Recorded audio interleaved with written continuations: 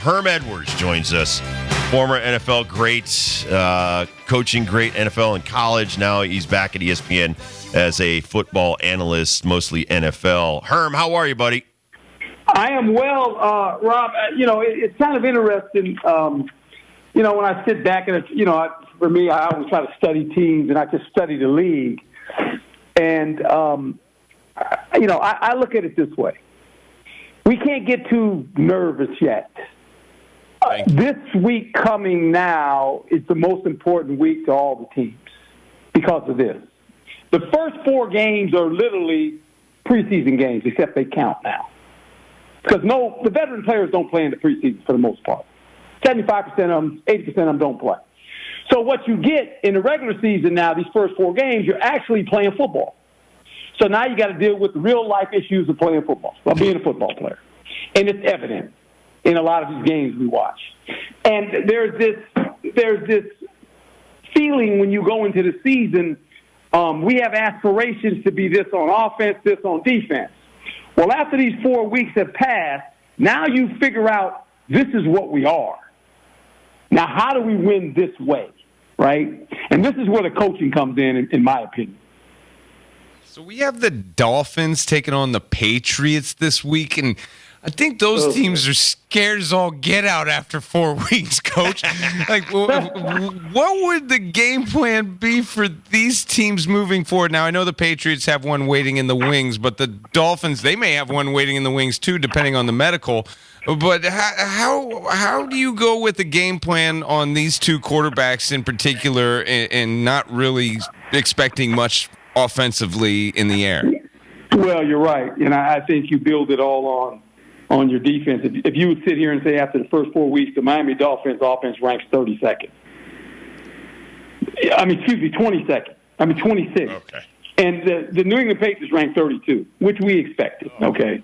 Now, with that being said, and you mentioned points, Miami Dolphins are scoring a whopping 11 points a game average. Oh, man. And the Patriots actually have scored 13. So, look, this ain't about offense. It's really about special teams, defense. Can you create some turnovers? Can you create a short field in special teams? That's how you're playing. Both these teams are 1-3, and they're not going anywhere fast. Miami, in my opinion, and I get it. They got Tyler Huntley, but guys, and I said this when Tua went down. Go get Joe Flacco. Don't get Joe Flacco. The worst thing that happened to the Pittsburgh Steelers last week, they hurt Anthony Richardson, and Joe Flacco came in the game. Yep. Because, Joe Flacco, he's played against the Pittsburgh Steelers. Right. So all those pressure packages they were bringing, Joe Flacco's sitting there and go, man, I've seen this my whole life. I'm just telling them all over here. And it was like, are you kidding me? And I kept saying, guys, you want Anthony Richardson to come back in the game? You don't want him to sit on the sideline. All right, let me ask you about Devontae Adams, and you're talking about a 2-2 team, and Antonio Pierce is a new coach. He's just trying to keep things together. A couple weeks ago, he had one guy on defense not even tackling people and making business decisions. Yeah. As a head coach and trying to get everybody on the same page, and I think football is way harder than baseball or basketball. You got so many more guys. You've got defense, offense, special teams, that kind of stuff. What is going on day to day in the Raiders locker room and stuff like that? I'm not talking about trading the guy or not trading the guy, but what does that do to disrupt what you're trying to do as a coach? Well, I think this is the one thing you do credit guys, professional players, is that this is just part of the program anymore. Players, disgruntled players, for a lot of different reasons. When the season starts, all of a sudden, I don't want to be here anymore. And you don't address it. You don't. You may address it one time to the team that, hey, look, we've got a player that's want to make a business decision. We want what's best for the player. That's what you say as a head coach. Because one thing, if he doesn't want to be there, you ain't going to force him to stay. And with that being said, you talk to the player and say, look, man, we get it, but just kind of, downtone. Everybody knows you want to leave. You work that out with your agent. Now, if I'm the Raiders, I tell you what, there was some thought about, let him go to Kansas City. if I'm AP, I'm saying, no, you can't go to the division opponent. Like Saquon Barkley took the cab and went down to Philly. I said, no, he can't play in the division. And then he wants to go play for the Jets. Some say, well, don't let him go. No, don't let him go there either. If he wants to go, let's send him to Jacksonville. Let's send him somewhere. And me knowing the kind of guy I am, I'm gonna look at them cold teams and send him up to New England. Let him go up there for a little while. See how that feels, right? If you don't want to be here, and that's just awesome. You're talking to the GM like that, but you're talking to the player that way. But it's just part of the deal, and you got to deal with it, and you move on. You prepare for this week's play. Coach, one team that's 3-1 that we've been impressed with is the Washington Commanders and their handling of their rookie quarterback. How have they been so successful? I mean, new coach, new coordinator, new quarterback, but it feels like they've been playing together for 10 years. Well, here's the deal. Cliff Kingsbury, who's the OC, Cliff Kingsbury was in Arizona when Jaden was at Arizona State. So he watched a lot of Jaden. He knows Jaden. So this was a good marriage. I said that when Jaden got drafted there. I said, you got Cliff Kingsbury. I said, he's going to build the offense around you. And so what they've done is they built it around his skill set. I'll tell folks, he's in Washington, fan base is saying, well, he's Robert Griffin. No, he's not. He's not Robert Griffin. And I told Jaden this when he was with me at Arizona State. I said, you're Randall Cunningham. You remind me a lot of Randall Cunningham. Same height, same talent as far as throwing the ball down the field. So, this team and this organization and the fan base have hope now. I mean, the way he's playing at a high level. And the game's not too big for him. This is not surprising to me. I remember I was talking to Washington before the draft, and they were asking me a lot about Jaden. And I told them, I said, well, all I know, if he's sitting there, you better take it. Don't even think about it. Just take the guy, and you're going to be fine. And I'm glad it's working out for them, for Jaden, and all those folk fan base in the fan base. But he's going to stumble some guys. Like I've already talked to him about running too much. He's already ran 46 times. That's 11 times a game. I've been with Jaden probably once a week, guys. And marvelous young man. And he's humble. This is not like, hey, look at me. He's all about the football team. He really is. He's all about the team.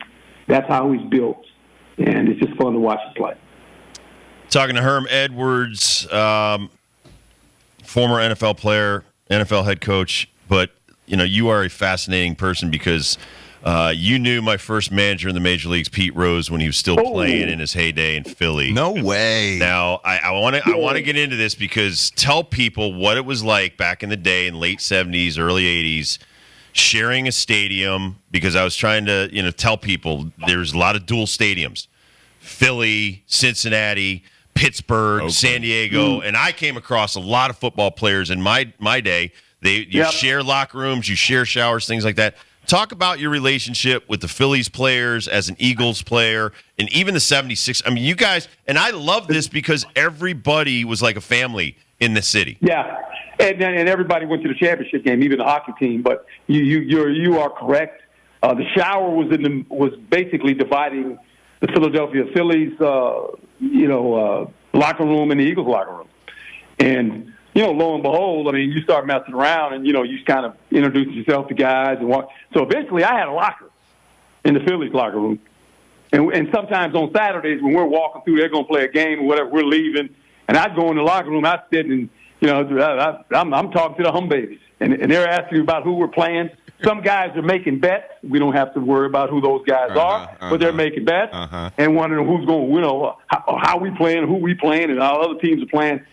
But it was a lot of fun. They would come to our games. We would go to their games. Same thing with the Sixers. They were right across the street at the Spectrum. And you're right. We all kind of went to each other's games, and that was the fun of it. And those relationships you always remember, you never forget. But Pete Rose, boy, I tell you what, he was your manager. Yeah, I tell you my what. first manager. I tell you what. All I know is this. If we talk about statistics in baseball about being in the Hall of Fame, and there's two players sitting out there right now that, I don't know, maybe about their fourth year in the league, they were Hall of Famers. And that's Pete Rose and that's Bobby Bonds. Barry Bonds. Or Barry Bonds, excuse me, Barry Bonds. I watched his daddy. I grew up with his daddy. Yes, you I did. watched that giant and he was awesome, too. Oh, number 25. They don't know how good he was. He was pretty good, too, now. 30 like 5 times. Yeah, he just had Willie Mays and Willie McCovey and Juan Marichal and Lando Cepeda and Jim Ray Hart and Dick Dietz. You know, I mean, he just had them guys on the team. He kind of got overlooked because that number 24 guy was really good. Dude, you got to sit on the bench, though. Like, how good was Mike Schmidt? Oh, Smitty, he was – and the Bulls, you know, they had the Bulls. They had Luzinski. Luzinski could have played for the Eagles. Hey, and you know what was funny? It was so funny. And Larry Boa, well, he's a hoop now. You know, Gary Maddox and Matthews, but Larry Boa is just a hoop boy, a bundle of energy, man. And just being around those guys, you know, just watching them hit a baseball and fields and all, you realize how good they are. You know, because my era, I grew up a baseball guy, you know, and you think you know a little bit about baseball. I'm going to tell you what, man. You have no idea how smart these guys are, how they understand pitchers and just where to hit the ball. It's magical, man, when you watch it. But, yeah, I had the opportunity to sit in the dugout and watch games. And you know what was the craziest thing about baseball is this. Maybe in the third inning, there's a guy all of a sudden that's actually playing. He goes back in the locker room and gets a hot dog. And I'm like, you don't do that. You're playing the game. I know. So true. I mean, you can't do that. Like a football, you gonna go get a hot dog? I mean, come on. But, hey, do what you do. Dibs was telling us, like, he'd be walking back into the training room just to talk to the Cincinnati Bengals. You're right. The Bengals, we shared the training room, but the game's Chargers, going on, like man. The Chargers, we're in San Diego, and we're in the Chargers locker room. They're visiting team. But it's the 5th inning, and Dibs is talking football. Oh, with the football. And the Reds are actually playing a game.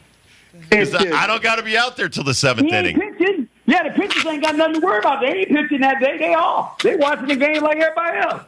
I guess you said they were smart, and they know what they're doing without. They're smart. And I tell you what, they have stamina, man. To play that many games in a season, I take my hat off to them. The travel, people don't know how hard that is, man. It's hard enough playing, 17 games. And those guys play 100-plus games. I mean, it was over 160 games. Mm-hmm. How they do that, how they travel, it's remarkable. And you're not even talking about going out every night. Yeah. Oh, boy. I ain't going to get Right, good point. Who you got, Coach? Are you going to roll with the Philadelphia Phillies, or you got something else in mind for the World Series?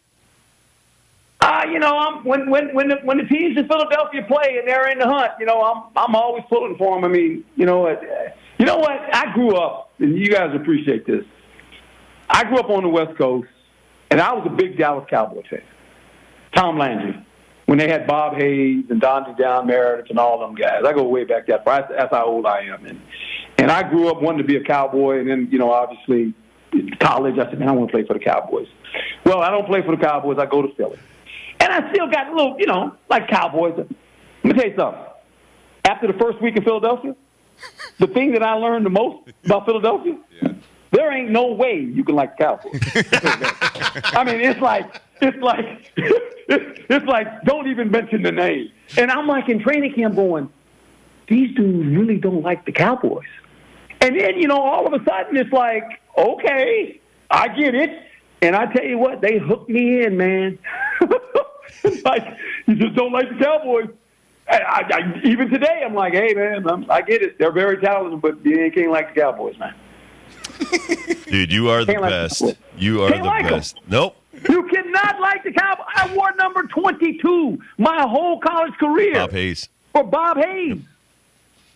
And I get to Philadelphia, and I'm going, you mean to tell me I can't like the Cowboys anymore? It's okay. They're right. I can't like the Cowboys. The best. Herm, God bless you, brother. We'll talk to you soon. Yep. Great hearing your Love voice. you, man. Thank you for coming on. Thanks, all right. sir. Appreciate you. Yep, you too.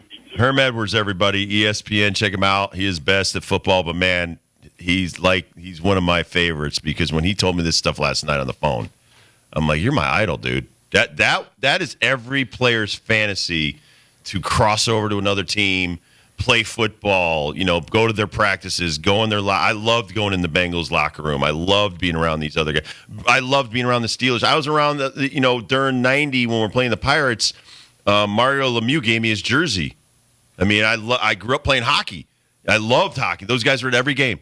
But they were with us. They did, for some reason, they wouldn't go to the Pittsburgh side.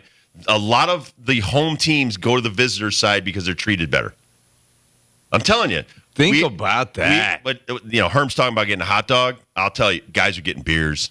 Guys are going back there. They're playing cards. Listen, but baseball players are downright the most off-the-wall athlete characters because they can do two things at once. They can be in one place and then come right back and be in the baseball game. But I love when other athletes, like when Aaron Rodgers was trying to ingratiate himself with New York and he was showing up at Knicks games and showing up at hockey games and like doing the things. Because you kind of have a VIP pass to go to all those things. So you might as well use it. You get like what Coach is saying, like you get in the feeling of the atmosphere of the fan. And like the fan is not just an Eagles fan, he's a Flyers fan, he's a 76ers fan as well. And like Coach is saying, if you're going to live in Philadelphia, man, you're not going to be a Dallas Cowboys fan. And in fact, you're going to be a 76ers fan and a Flyers fan and a Phillies fan. The Pacers went to the Indiana Fevers games all the time, and like just to show support, just to show love, and just to let the town know that like we're a part of this just as much as you guys are as fans. The 7 years I was on the Reds, I lived in Cincinnati. So everything, I had season tickets to their minor league hockey, the Cincinnati Cyclones. Yeah. I bought the owner's tickets. I was like, dude, I don't want to sit over by the goal. I want to sit right behind the penalty box. I want your tickets. I actually double paid to get the 4 tickets behind there because there's minor leagues. It wasn't that expensive. Cyclones? Oh, yeah, for the Cyclones. I went to every home game. You're probably the only every one. home game. I know. No, dude, they drew really well. That's awesome, though. I love that because, like, you get a sense of the other. Like, I'm sure there's so many Cyclone fans that were cheering for you. No, but like Sam Weish was the head coach of the Bengals. He and I had a lot of the same charities we did together, so we kind of merged and giving out coats in the winter and the homeless and a bunch of other stuff. And then I started getting in with Boomer Esiason and his stuff, and when his son was born with cystic fibrosis and stuff. So for me, I just naturally, because I lived there, I wanted to go to all the locals. So then you start going to the Xavier games. You start going to the UC, the University of Cincinnati game. Yep. Because you really don't have anything to do other than train. So you're only, as an athlete, you don't have a day job when you're not working for 6 months. So you're doing all the other stuff that again, like you got a VIP pass. You're stupid if you don't use it. Like I would have loved to have played in New York. Go to every Ranger game. That's go to true. every Knick game. Exactly. Go to every Net game. I would be at every Giant game. It doesn't matter who I liked growing up. It's like now, it's like, oh my God, I'm in this community. It's all. When I played for the White Sox, you're going. I was hanging out with Chris Chilios, who was on the Blackhawks. Yeah. And Bobby Thigpen and I were best friends, and we were. This is when I was still a Red. He's on the White Sox. We had gone to Japan together. He would come if they were around, and we'd go out with guys from the Blackhawks, guys from the Bulls. You're hanging out with all those guys. That's the best part about being at the major league level. Did you ever get in that Jordan velvet rope? I did not. Jordan didn't go out, I think, in Chicago. He probably went out everywhere else, but not Chicago. We'll take a quick break. We'll come back and do First Dibs question of the day.